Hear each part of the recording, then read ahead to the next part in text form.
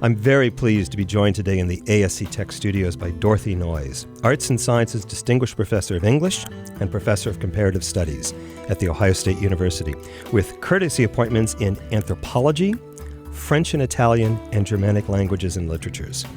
She is the director of the Mershon Center for International Security Studies and previously directed the Center for Folklore Studies from 2005 to 2014. Dr. Noyes, welcome to Voices. Thank you for having me. Well, I'd like to start with folklore. I don't have occasion to interview many folklorists, which is to my detriment, I think. So maybe we start with a definition. Tell us what folklore is or what folklorists study.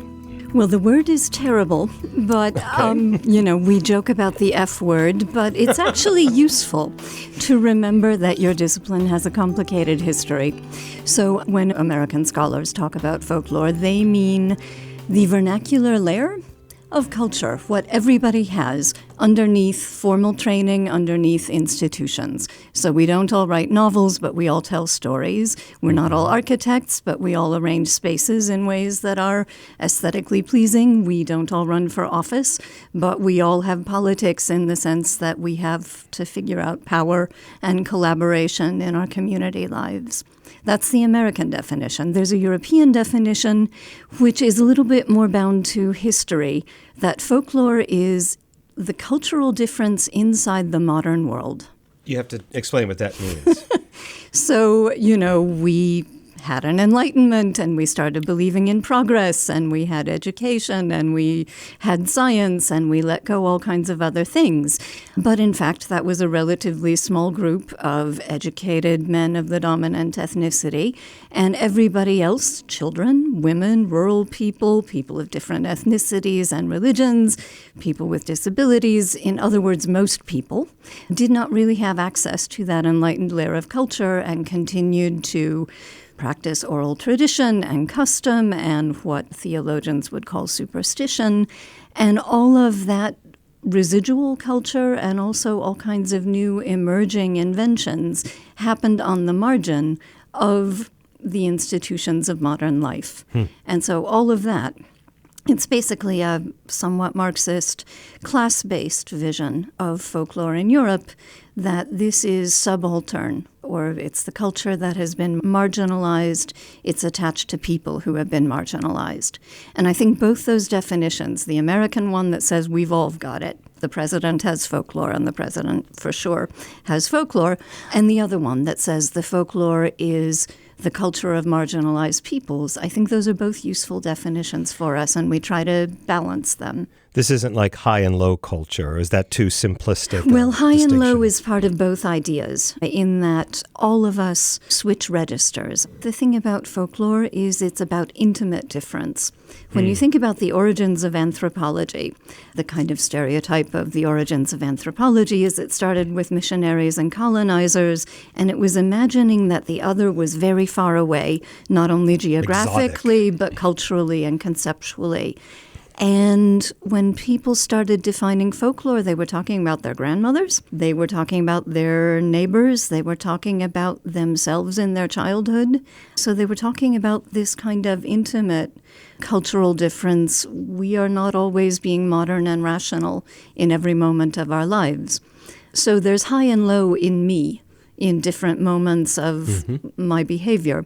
But of course, society also creates formal divisions between what is elite or what is high or what is recognized culture and what is illicit or on the margins, what is popular, what is low. Society decides some of it, but these things also interact in my own practice as a person.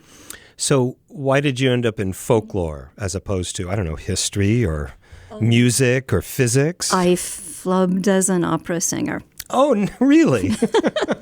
You have to tell us this story. I wanted to be an opera singer. I sang in high school. I ended up at Indiana University because that's where you would go to do this. I didn't have the confidence quite to pursue the life of an opera singer, but I knew some languages.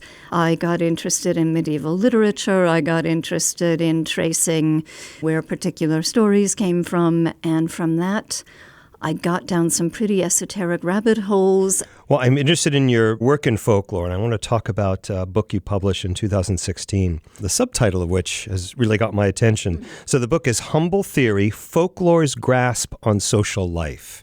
What were the main conclusions of this monograph?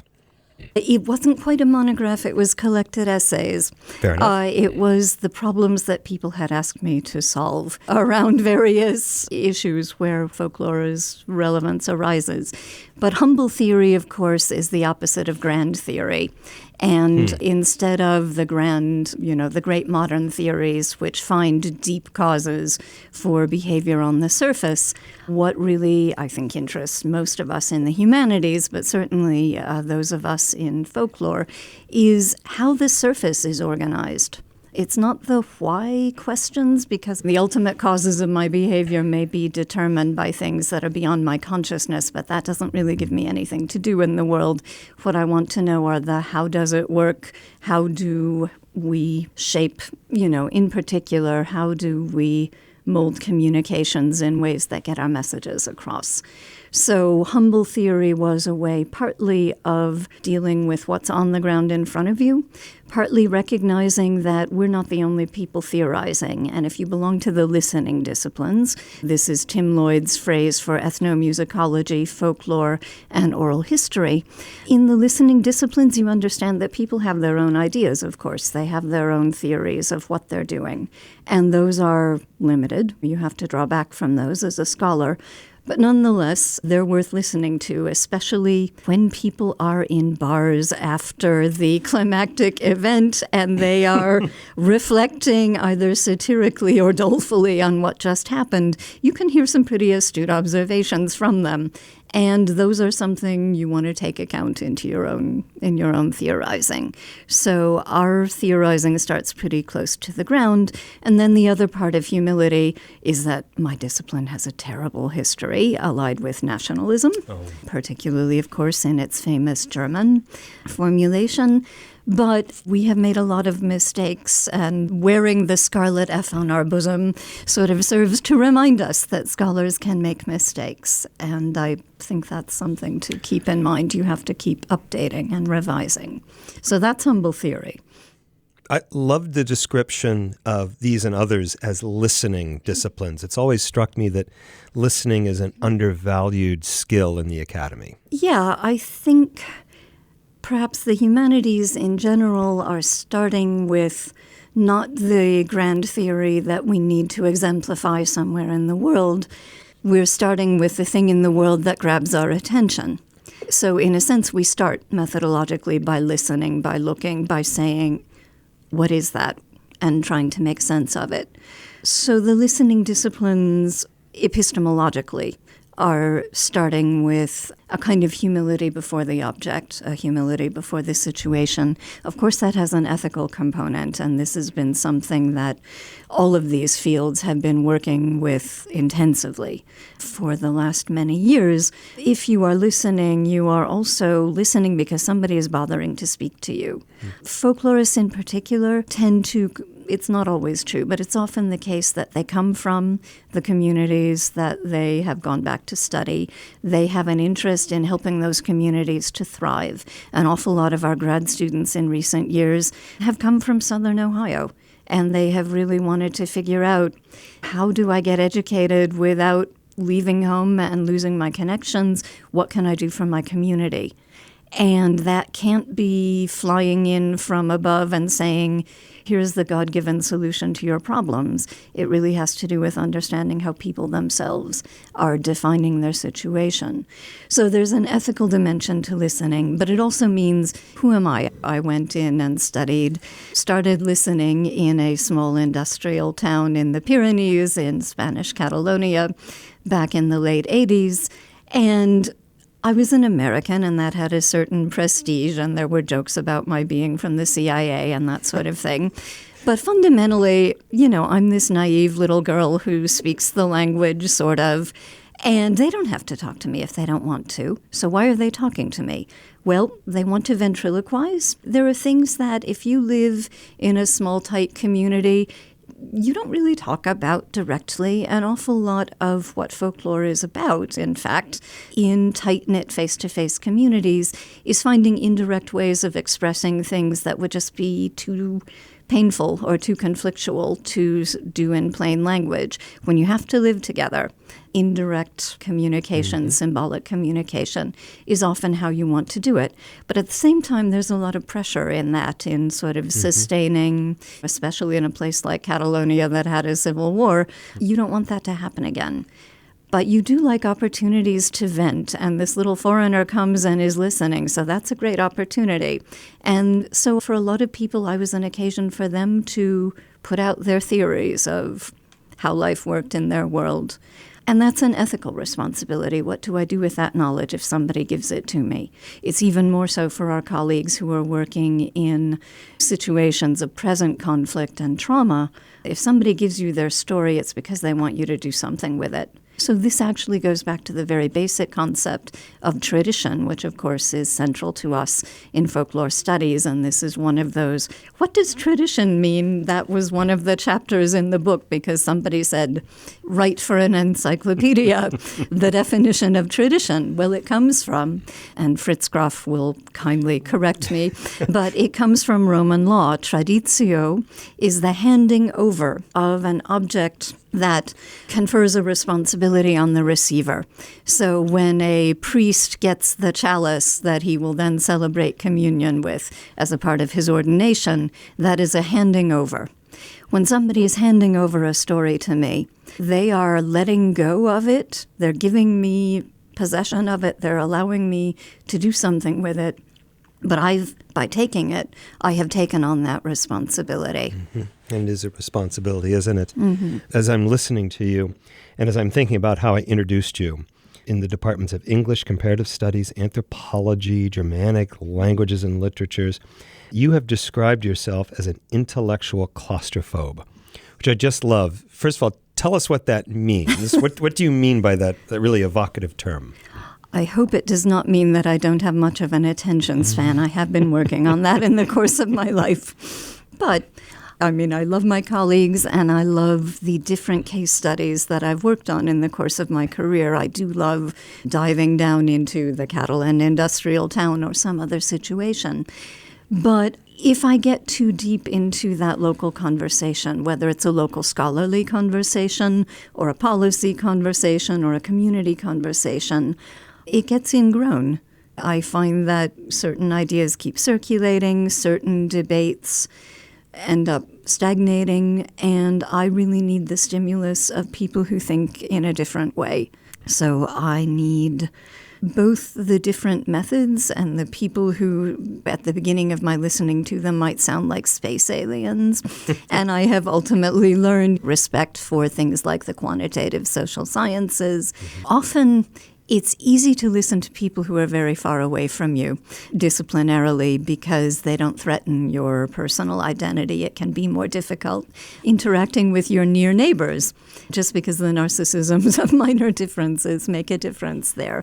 But either way, it is good for me to be challenged so that I don't get lazy and so that I don't get bored and so that I actually bring new questions to whatever my work is. It's not that I have really changed what I do, but I think I do it with more awareness. Is it easy to be, this is the term I use to describe myself, is it easy to be intellectually promiscuous? It is certainly a danger in my case. How so?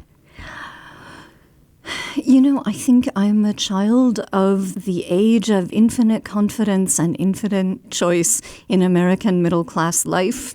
I grew up, you can do anything you want, you can be anything you want, and there was no overhanging social necessity that I could perceive that made me focus. And I had a hell of a time settling down.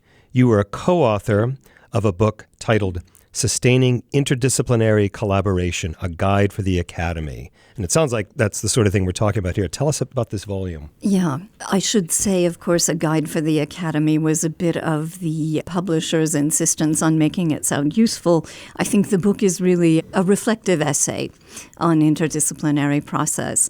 It comes out of a collaboration in Europe that's very typical of the way that research is organized. In Europe today, large interdisciplinary research grants that are formed around a topic that is understood to have some currency, and this is how PhD students are recruited and paid for. It is how research is supported, and it organizes the lives of scholars in a way that hasn't yet happened here. And I became a consultant on a 6-year project in Göttingen in Germany on cultural property. And cultural property is one of those slogan concepts like resilience, like heritage, like sustainability, things that really sound great, in part because they're very abstract. We don't really know what they mean. And cultural property was an idea that had arisen in response to perceived problems of cultural appropriation. So it sounded really good. And in practice, figuring out how are you going to implement this? Who is going to be the owner of this cultural property? How do you stabilize it in such a way that anybody has control of it? The technical issues, the policy issues, the ethical issues were immense. So the kind of thing on which you need economists and lawyers and so on. So I and the 2 project leaders of this project observed the social dynamics of the research group as we were trying to come together and understand an object that we all felt a little uncertain about, cultural property. Everybody said, all right, it's happening, but nobody was really embracing this thing. So that meant that our differences in thinking about the problem, in a sense, became that much more exaggerated. So the book is really a study of how intellectual differences arise in the course of collaboration, and recognizing that is inevitable, recognizing that is productive, but thinking about strategies of mitigation. And the strategies of mitigation really happen at a lower level that I would think of not as collaboration, but as intellectual sociability, interdisciplinary sociability. And part of that is just real sociability, that you hang out together, you have lunch together, you get to trust each other socially, so you're willing at least to be polite to each other intellectually and figure, okay, this is a reasonable person, there must be something to what they're saying, maybe I should try harder to understand it. But also creating enough mutual confidence that you could say, this assumption seems crazy to me. Where did it come from? And the getting people to tell stories of where their assumptions came from became a really productive thing. So do I understand then that you implemented some of these mitigation strategies for this group that you were observing, listening to? I was in the luxury position of just looking on, but my very hardworking colleagues and co-authors, Regina Bendix and Kilian Bietzer, went to huge lengths and found also the dynamics of power in academe, that you can work a lot with PhD students who have an incentive in making this thing work. You can get young people to be the crucible of things that senior professors may not always be motivated to support. And there again, the question of temperament. The intellectual claustrophobes are the ones who are going to find refreshment in this kind of encounter, whereas others are taking it on as a kind of duty to the field. And they will do their duty, but they'll practice a kind of polite avoidance. Did I understand you to say that this kind of collaboration is more common in Europe than in the United States? Well, I think we are certainly working at it. In Europe, I think it pretty much is how anything gets funded. You have to apply for these large grants. This is how the graduate programs happen. This is how anything gets done. And that is something that people have recognized creates perverse incentives. There ends up being a certain amount of flavor of the month research. Everybody is working on the same hot topic for 3 years, and then they throw it over and they start working on the next hot topic. There's also too much incentive to arrive at results and publish things too quickly. It works against more idiosyncratic and more long-term kinds of reflection. Here, I think we certainly have a push, and we have fantastic Ohio State initiatives, of course, like the Got It, that are creating these kinds of conversations. So I think these are good and worthwhile. I think people should not be forced into interdisciplinary marriages because the forced marriage isn't necessarily a happy one. But you can create a good ground for them happening through things that we have at Ohio State, like the interdisciplinary centers. I introduced you as the current director of the Mershon Center for International Security Studies. First of all, tell us about the Mershon Center. The Mershon Center is one of Ohio State's remarkable assets. It began in the early 1960s through, Ralph Mershon himself was an enormously interesting figure in the history of Ohio State. He was a pioneering electrical engineer. He was part of the first electrical engineering class at Ohio State. He invented techniques for getting hydroelectric power to mining installations in Pennsylvania, things like this. Then he went to work for Westinghouse and invented a lot of things there. Then he went off to the First World War, became a colonel, came back to Ohio State, worked as an independent electrical engineer, but in his spare time he invented the ROTC with President William Oxley Thompson. He invented the Ohio State Alumni Association. He apparently organized the structure of the colleges. He did a whole lot of things at Ohio State. He left his money, his endowment, to Ohio State. The Mershon Auditorium was named in his honor because he also thought everybody should read literature and enjoy theater. He was a very rounded man. But the Mershon Center was founded out of that endowment in the early 60s as a fairly typical Cold War security studies center that was worried about the obvious international issue that brought together military historians and international relations scholars and ultimately also diplomatic historians. And from that base, thinking about the problem of the Cold War, the problems of détente and of deterrence and so on, ultimately, it had some pioneering directors, one of whom, Ned LeBeau, was there in the 80s and decided maybe we didn't actually predict the end of the Cold War. Maybe we need some amplification in our methods. He was another intellectual claustrophobe and brought in a lot of people from the humanities and the arts. And the directors who have followed him, Rick Herman and Craig Jenkins and Chris Jelpe, all followed this idea that security will be more creatively conceived if we look at people who are looking on the ground at peacemaking and people who are modeling war in theater and people who are bringing new perspectives to the discussion. Is this how a folklorist becomes the director of the Mershon Center? Yes, it took a while. I'm not quite the oldest member, but I have been there since almost my arrival at Ohio State, I think 1999. Oh. I've been an affiliate of Mershon since then. And mostly it was just the fresh air, listening to social scientists. It has not turned me into a social scientist, but it made me a smarter folklorist because I had to understand institutions, I had to understand high politics to understand what was happening at community levels. And from there, my interest started growing.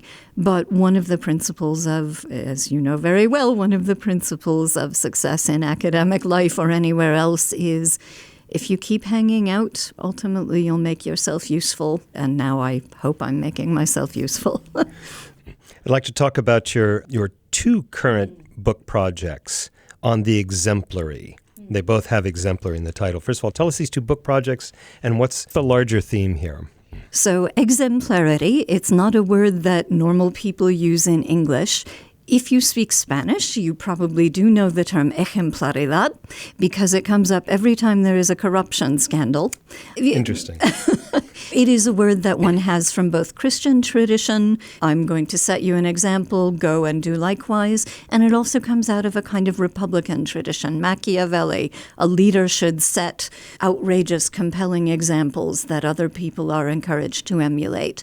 And those two things together are part of the common sense of our political life and our social life. We talk about setting examples and bad examples and leading by example and having role models and all kinds of ideas that social progress will come about by all of us looking to each other for examples and following them and improving on them. Good examples. Well, yes. I take exemplary to mean like the highest. And I'm trying to figure out how to deal with that moral weight of the term. So I have an edited volume that is now under review called The Global Politics of Exemplarity, which came from the last international conference that Mershon did the week before the pandemic broke out, that deals with this as a principle of international politics. And then I'm myself doing a monograph, a very long, one of those late career books called Exemplary Failures. And this is really about an anatomy of exemplarity in liberal politics from the late 18th century to the present. But so I'm trying to figure out what is it in this common sense of Western liberal politics that we say all the time, but we have never really stopped to think about. What does it mean to lead by example, and what are the dangers when that happens? So the moralizing, yes, exemplary means somebody good and wonderful, but bad examples are something that gets worried about, and making an example is, of course, a long-standing principle of punitive justice. So those things work together, and I think there is a real principle here there's a real cultural mechanism that I think you can see cross-culturally, and you can see it theorized in different ways in different places. So our Ying Zhang from the history department is theorizing how this works in the Chinese tradition. But I think there's a general process. We influence each other in social life, of course. Every day I look around to my peers to see how they behave. How can I shape myself based on people around me? How can I sort of push myself ahead a little bit in such a way that I'm still going to be able to relate to these people? That's our everyday process of social influence. But in larger scale, state-level politics, certainly once we have mass society and mass media, we're talking about performances on a more organized scale, of a more emphatic kind. I need to call attention to this thing I want to happen. And so what I think really, we have a lot of talk about values in politics, and we have a lot of talk about norms. And this, for me, as a folklorist, is too abstract. Maybe your religion believes in peace and my religion believes in peace. That doesn't mean that we're going to be able to live in the same neighborhood without getting into conflict. What we really need, again, are the kind of questions of the social forms. And so I think conduct in social life really spreads through observing impressive gestures, observing somebody do something risky and thinking about that and either wanting to align yourself with it, wanting to add yourself to it, or maybe wanting to push back against it and say, no, that's not how we behave. We have to stand against that and do something different. Give me an example of that, either example. So it's a big deal in contemporary social movements. And social movements, of course, are very interested in what works. So activists in one country are looking around the world for good ideas, examples that they can follow. But to think about how they work in a political situation, Colin Kaepernick's taking a knee. So that was something that had an enormous immediate viral influence, and obviously social media helped. But he was most immediately there in the middle of a football game and making in a place where all eyes were on him, because ordinarily, you know, as an American football player, he might have a few fans from his team, he might have a Twitter following, but he's not quite a public figure. And so this is a way of finding a stage ready-made for him and commanding attention in a way that I think impressed people initially because it wasn't for himself. It was commenting on a situation that he felt was of national importance. And so that worked, but not entirely in the way that he had anticipated. And that's part of why I think exemplarity is interesting. You can design a performance, but you can't dictate how people are going to receive it. And you can't design it out of nothing. You are using gestures that have been used before you. You are dealing with examples that have come before you. And so exemplarity, when I use that terrible abstract noun, I'm trying to think about that full process of producing and performing and receiving and transmitting examples in the same way that a story is produced and transmitted and received in oral tradition. Dorothy Noyes, thank you. More information about the podcast and our guests can be found at go.osu.edu/voices. Produced by Doug Dangler. I'm Jen Farmer.